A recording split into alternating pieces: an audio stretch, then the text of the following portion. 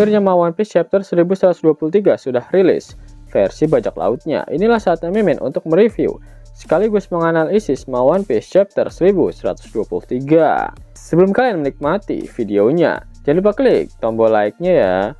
Hayo, udah belum like dari kalian akan menambah semangat Mimin untuk memberikan informasi mengenai One Piece pada nakama all players sekalian. One Piece chapter 1123 mendapatkan judul 2 minggu yang kosong, dimana chapter kali ini banyak mengisi plot hole yang terjadi dalam arc Egghead.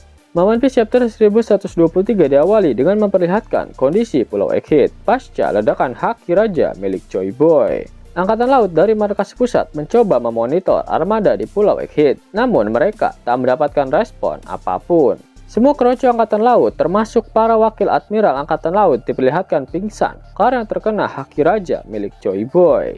Menariknya adalah Vice Admiral Doll terlihat pingsan dalam keadaan masih berwujud bocil FF karena efek buah iblis milik Pony.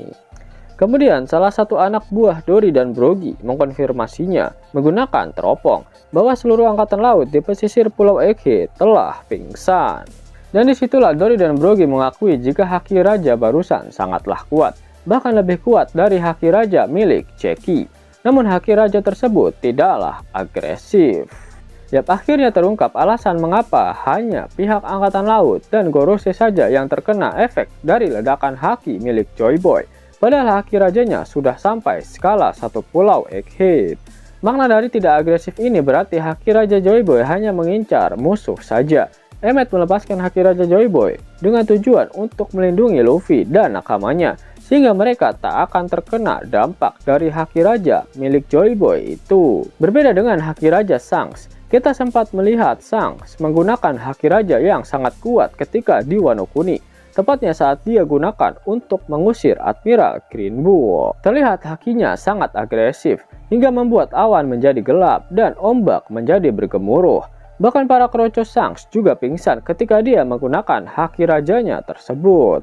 Luffy yang masih dalam wujud gear kelimanya berterima kasih pada Emmet, namun robot raksasa itu tak memberikan jawaban apapun. Emmet sepertinya memang sudah kembali tertidur setelah dia berhasil membantu Luffy untuk melarikan diri. Tak berselang lama energi Luffy pun habis saat kembali ke kapal. Dia terlihat berubah ke wujud kakek Sugiono dan saat ini berada di pangkuan Puba Uhui milik Nami. Yap, inilah efek samping yang harus segera diatasi oleh Luffy karena dia harus mendapatkan asupan banyak makanan untuk memulihkan tenaganya lagi. Berbeda dengan efek samping dari gear keempatnya, dia akan lemas selama 10 menit karena terlalu banyak menggunakan haki. Namun di wujud gear kelimanya ini, dia harus makan banyak untuk memulihkan kembali kekuatannya. Berbicara mengenai energi, apakah Mother Flame bisa mengatasi efek samping dari gear 5 milik Luffy ini? Dalam flashback Vegapunk di chapter 1123, dijelaskan jika Vegapunk menggunakan Mother Flame sedikit demi sedikit untuk energi para Seraphim. Kemudian Vegapunk juga mencoba untuk menggunakan Mother Flame sebagai sumber energi dari robot raksasa kuno. Dan terakhir, Vegapunk juga sadar jika Mother Flame yang dicuri oleh York telah digunakan oleh pemerintah dunia untuk menggerakkan senjata kuno dan menggunakannya untuk melenyapkan kerajaan Lucia. Akhirnya terungkap pada chapter kali ini mengapa Vegapunk Saka bisa menceritakan pada Dragon jika sebentar lagi Dr. Vegapunk akan meninggoy. Dan alasan mengapa Vegapunk lebih memilih mati saat insiden di Pulau Egghead. Ternyata dia sudah mengetahui jika penelitiannya terhadap abad kekosongan sudah bocor. Dan York lah yang membocorkan semuanya. Namun Vegapunk asli, Saka dan Pythagoras menghapus ingatan mereka selama 2 minggu ke belakang, sehingga mereka tak mengingat jika York lah sang pengkhianatnya. Akan tetapi berkat catatan yang ditinggalkan oleh Dr. Vegapunk sebelum dia menghapus ingatannya itulah yang membuat dia yakin jika dia harus mati. Dan dari kematiannya itu akan memicu suatu kejadian besar yang dapat mengguncang dunia. Film panas milik Vegapunk yang tersebar ke seluruh dunia lah yang menjadi akibat dari kematian Dr. Vegapunk. Film yang berisikan tentang sedikit sejarah mengenai abad kekosongan, mengenai senjata kuno yang telah menenggelamkan kerajaan Lucia dan daratan bumi di 900 tahun yang lalu.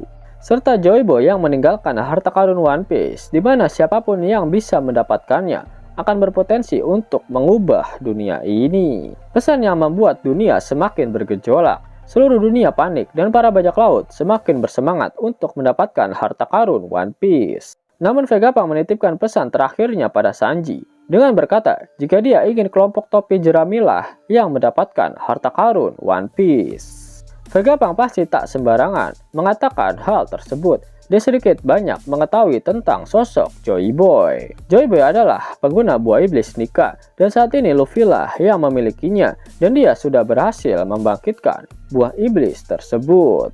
Ditambah lagi Luffy adalah penyandang Namadi. Dalam pesannya, Vegapunk juga memberikan perhatian khusus pada seluruh penyandang Namadi di seluruh dunia. Sehingga Vegapunk yakin jika Luffy lah sosok yang diinginkan oleh Joy Boy untuk mewarisi apa yang ada di Pulau Laftel. Harta karun One Piece. Yang paling menarik dari chapter kali ini adalah tentang Haki Raja milik Joy Boy. Selain Haki Rajanya bisa disegel, Haki Raja Joy Boy juga tidak agresif, meskipun kekuatannya sangat besar.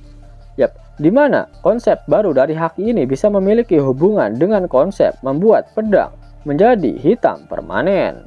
Selama ini konsep menghitamkan pedang yang dilakukan oleh para pendekar pedang adalah dengan mengaliri haki mereka pada senjata dan melapisinya dengan armamen daki. Sehingga akan menjadi berbeda jika sang pendekar pedang menyegel haki mereka di dalam pedang. Namun dengan catatan jika haki yang dialiri ke dalam pedang adalah haki level tinggi yang tidak agresif.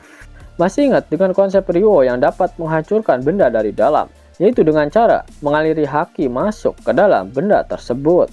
Karena haki yang dimasukkan bersifat merusak, akhirnya benda yang dialiri haki tersebut pun hancur. Ternyata masih banyak tingkatan haki yang memang harus dikuasai terutama untuk Luffy. Jika kalian sadari, pada chapter kali ini terlihat jika Dory dan Brogy sangat memahami tentang haki raja. Elbaf penuh dengan para kesatria, bahkan legenda Dewa Matahari Nika pun berasal dari sana. Luffy akan belajar banyak hal di Pulau Elbaf. Mempelajari mengenai sosok Nika, serta mempelajari untuk meningkatkan kemampuan haki yang dia miliki. Itulah yang akan dilakukan oleh Luffy di Elbaf. Berbicara mengenai Elbaf, sosok Usopp tak boleh dilewatkan. Usopp yang paling bersemangat untuk pergi ke Pulau Elbaf yang memang menjadi pulau impiannya. Elbaf akan menjadi tempat transformasi Usopp untuk menjadi ksatria paling berani di seluruh lautan. Nah, itulah video analisis untuk One Piece chapter 1123. Jika kalian menyukai video ini, jangan lupa klik like, share, dan subscribe channel ini ya, agar kalian semua tak ketinggalan info menarik seputar One Piece.